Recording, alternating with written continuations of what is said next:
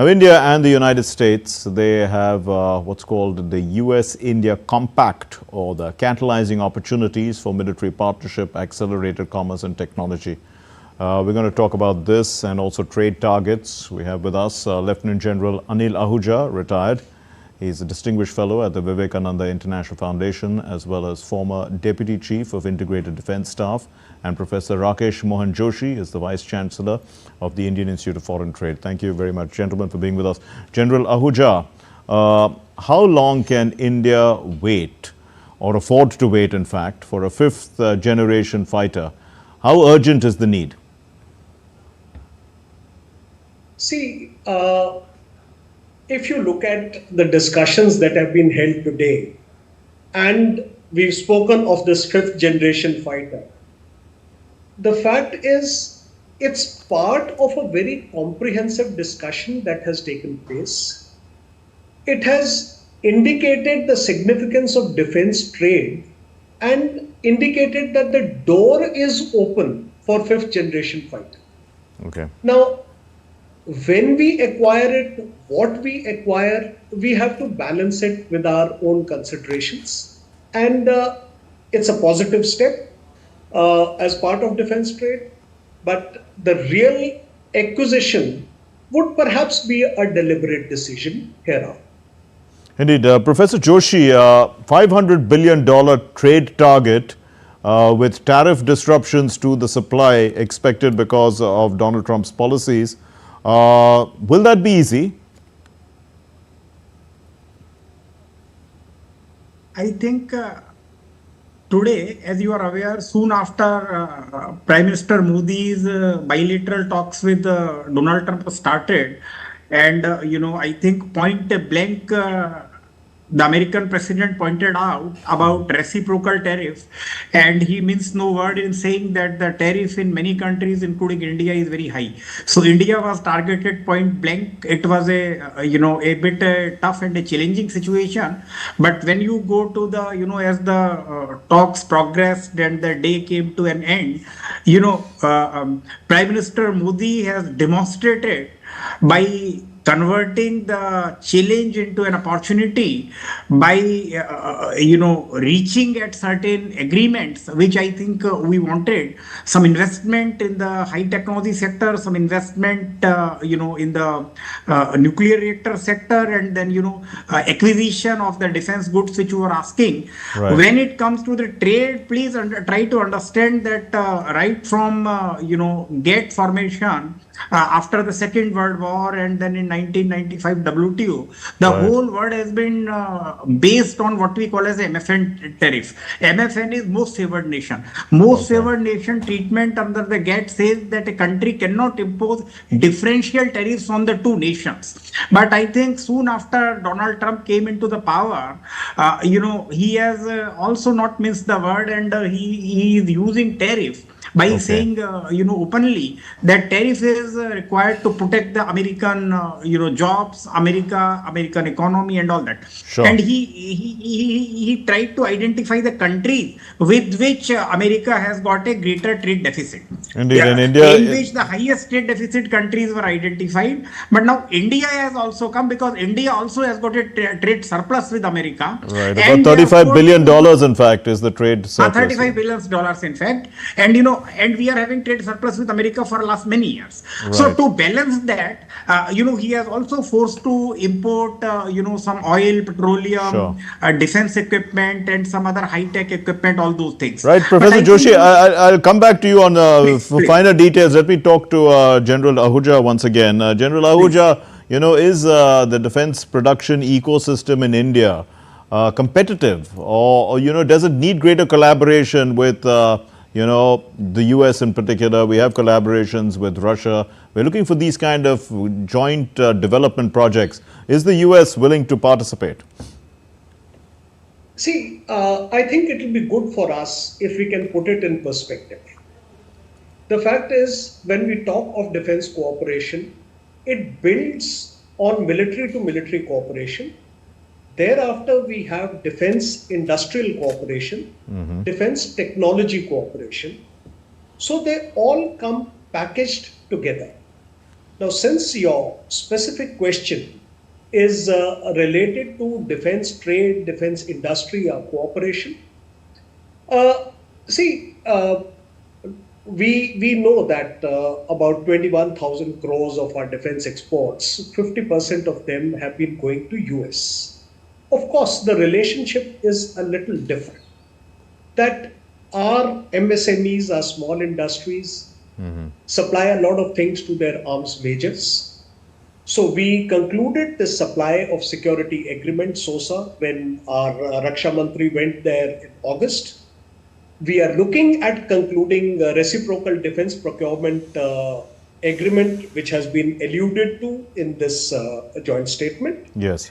Now, this will help us to help the US to get their supply chains resilient, for us to improve our defense exports. Okay. And in the package, certain acquisitions like Stryker, P8I, Javelin, and certain exports from our side will add ballast to our relationship. Okay. So Indeed. we are there, we all have a place, and we've got an interface with us. Right. Professor Joshi, in FY24, according to figures, India's exports to the US were engineering goods about 10 billion, gems and jewelry about almost 10 billion, drugs formulations and biologicals about 9 billion, petroleum products about 6 billion, cotton accessories about almost 5 billion. So what do you think we should do to increase our volumes and also the number of the number of products in the basket? India basically exports a lot of labor-intensive product into the American market. We have the product of our interest are the textiles. The products of our interest in America are gems and jewelry, the finished gems and jewelry, and the bulk drugs or the generic drugs. America is the largest buyer of Indian generic drugs, and so all these products are there. Generally, the American products which India imports, 75% of the product in India.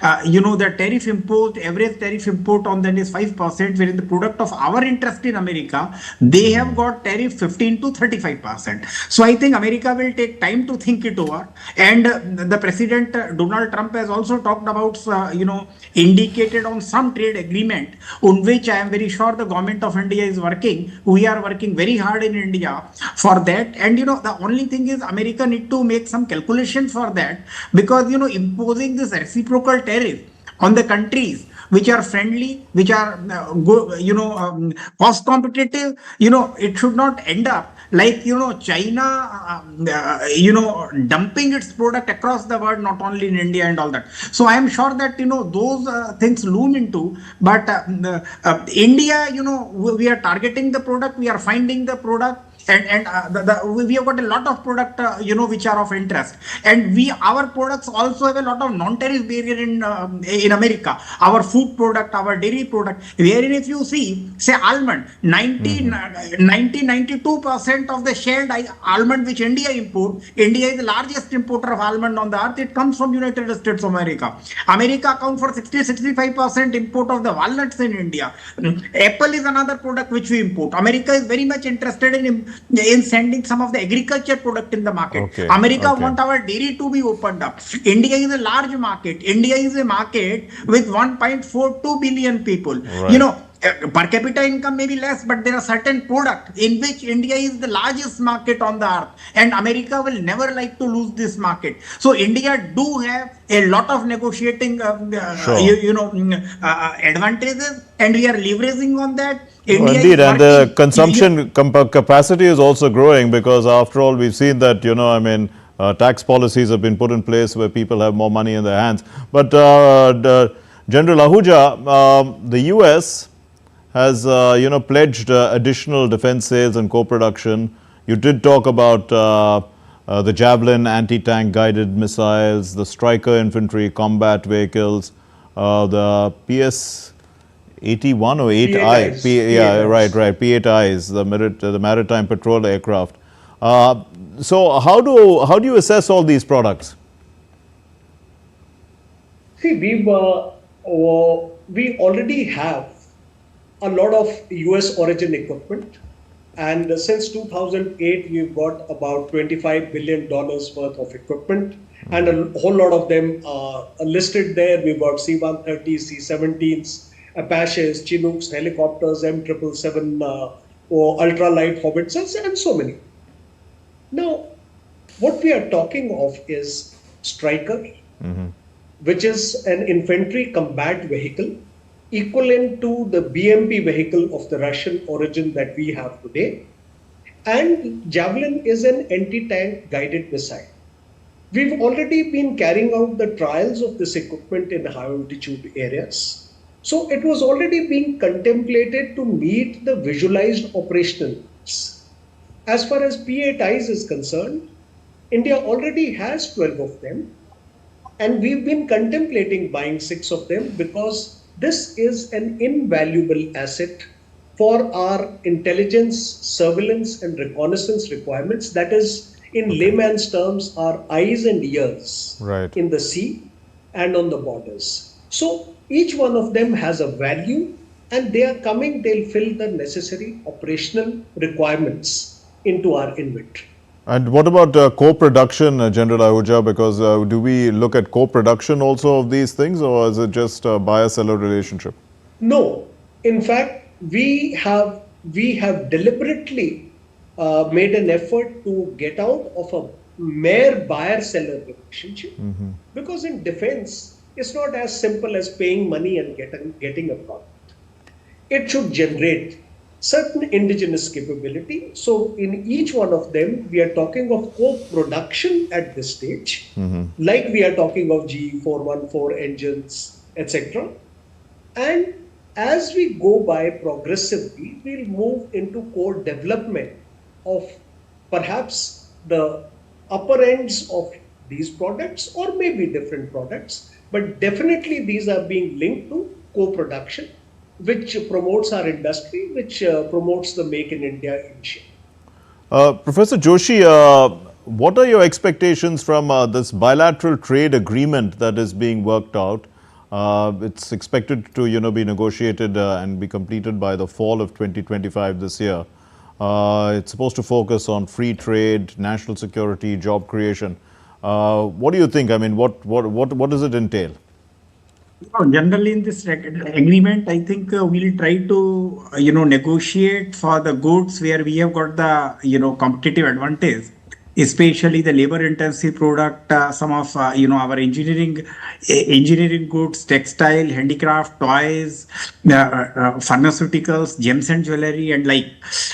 Only thing is, we have to be very cautious in signing the deal, because as you are aware that in 2018, US signed a deal with Canada, which was made the US, Mexico and Canada deal. But despite of the deal, he imposed 25% duties both on Canada and Mexico. So, deal, I think we are going to do that. And given the good equation between, the both countries, the things, how the things will take place, I am very unsure.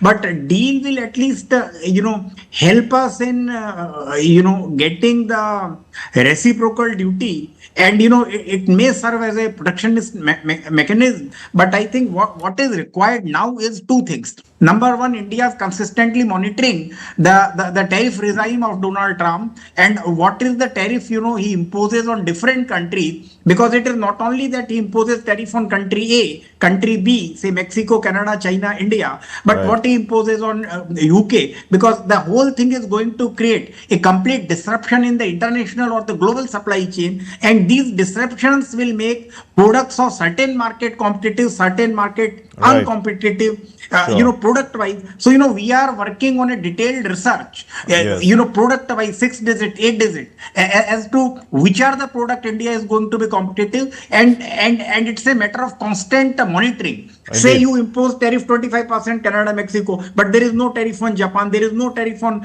so far imposed. It will be a hard-nosed negotiation, is what you're saying. But General Ahuja, a final question to you. There's the launch of this Autonomous Systems Industry Alliance. It spells Asia, I think.